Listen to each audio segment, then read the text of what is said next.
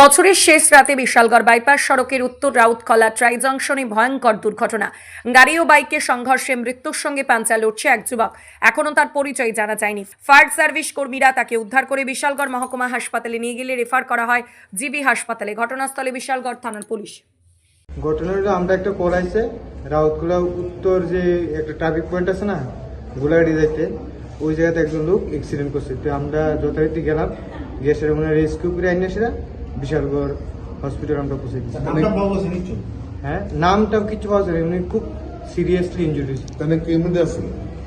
এখানে একটা গাড়ির নিচে গিয়া পড়ে হয়েছে, আমরা দেখছি। আপনারা গিয়ে কি দেখছেন? আমরা তো প্রথম গিয়ে দেখলাম যে উনি মানে এমন ভাবে শুয়ে আছে একটা গাড়ির নিচে গিয়া, মানে প্রচন্ড সিরিয়াস, নাকে মুখিতে প্রচন্ড রক্ত। তাহলে কি বাইকে আসলো নাকি? না না না না না, তাহলে মাটিতে শোয়া আসলো, আমরা যখন গেলাম শোয়া অবস্থা পাইছে। হ্যাঁ, শোয়া অবস্থায়। গাড়িটা আসেনি না? গাড়িটা আছে।